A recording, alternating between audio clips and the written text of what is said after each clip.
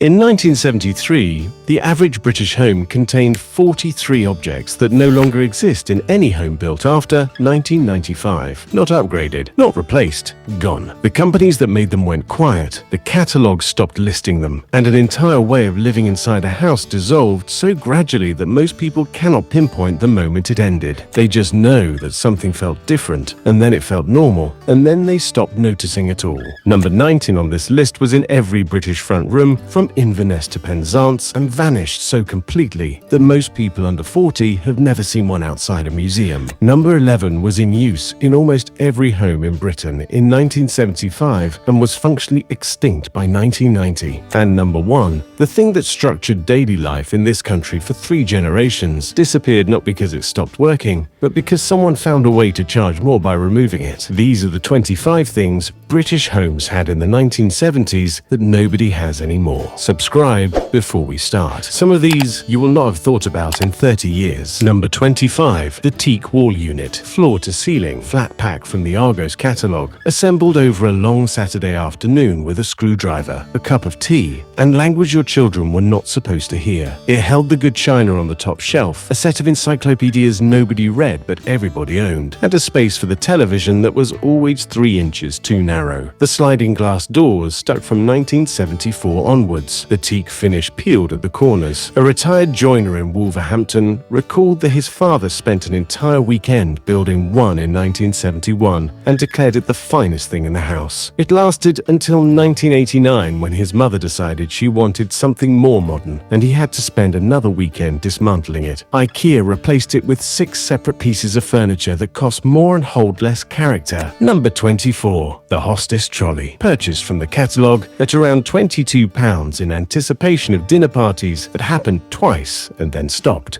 A heated cabinet on wheels that kept the prawn cocktail warm while you attended to guests in the other room, which is not what prawn cocktail needed, but nobody knew that yet. In 1974, they were aspirational. By 1983, they were embarrassing. A woman in Guildford recalled her mother using theirs every Christmas from 1972 to 1978, at which point her father reversed into it in the kitchen, and that was that. They are gone now. So are the dinner parties, more or less. Number 23. The telephone table. Not just a telephone, a piece of furniture built around the telephone, usually in the hallway, with a small seat attached and a shelf for the directory beneath. You sat down to make a call because calls in the 1970s took time. British Telecom estimated the average domestic call in 1972 lasted 11 minutes. There was nowhere to go. You sat, you talked, and the cord stretched as far as the kitchen door and no further. A school teacher in Edinburgh remembered sitting at hers every Sunday evening to ring her mother in Glasgow, the same time every week without arrangement, because that was simply what Sunday evenings were for. Mobile phones removed the telephone table, and with it the idea that a conversation deserved a fixed place to happen. Number 22, the coal scuttle. Brass or black iron, sitting beside the fireplace, polished on Friday mornings, filled from the bunker in the yard. The ritual of it mattered as much as the coal, carrying it in from the cold, feeding the fire piece by piece, banking it up before bed so it would still be breathing in the morning. A miner's widow in Barnsley recalled that her husband filled the scuttle every evening without being asked for 41 years of marriage. When he died, she kept filling it herself for another decade because the ritual was the continuity. Central heating is warmer and cleaner, but it asks nothing of you. The coal scuttle made the fire a daily act of attention. Number 21, the twin tub. 2 drums side by side on wheels that you rolled to the kitchen sink and connected with a rubber hose that never quite fitted properly. 1 drum washed, 1 spun. You moved the clothes between them by hand using wooden tongs because the water was close to boiling. It flooded the kitchen floor if you looked away at the wrong moment. It took a full Monday morning to do one family's washing. A grandmother in Halifax recalled doing 6 loads every Monday for 30 years on a twin tub and said she never once considered it a hardship because that is what Monday was and everybody knew it, and nothing was expected of you on a Monday except the washing. Number 20, carpet in the bathroom. Avocado, sometimes a deep burgundy, occasionally a shade of brown that matched nothing else in the house but committed fully to itself anyway. Wall-to-wall carpet ran through every room of the British home in the 1970s without exception or embarrassment. The hallway had a pattern. The bedrooms had something plain plain. The front room had something geometric. You were not allowed to walk on in outdoor shoes. And the bathroom had carpet because bare tiles felt cold, and the 1970s had not yet decided that cold feet were acceptable. Every room was quiet. Every room absorbed sound. The house felt insulated against the world in a way that engineered oak flooring simply does not. Number 19. The glass display cabinet. In the dining room, separate from the wall unit, a dedicated cabinet housing objects that were never used. Crystal glasses from the wedding, a commemorative plate from the 1977 Silver Jubilee, 3 porcelain figurines nobody chose but everybody kept. A retired librarian in Chester recalled that her mother's display cabinet contained a pair of cut glass decanters that were brought out exactly once. At her parents' 40th wedding anniversary in 1981, they were washed the following morning and returned to the cabinet for the remaining 11 years of her mother's life. The display cabinet said, "We own things of value and we treat them accordingly." Charity shops are full of everything that was inside them. Number 18. The airing cupboard. A cupboard built around the hot water tank, warm and slightly humid, smelling of clean cotton heat. Every item of bedding passed through it before going back on the bed. Clothes came out of the wash and spent a day in the airing cupboard before being put away. The warmth was a particular warmth, not the aggressive heat of a tumble dryer, but a gentle, consistent warmth that dried things slowly and completely. A woman in Nottingham recalled that her children would stand with the airing cupboard door open on cold mornings and simply absorb the heat before school. Modern boilers are sealed. Modern homes have tumble dryers. Neither produces sheets that feel the way airing cupboard sheets felt. Number 17.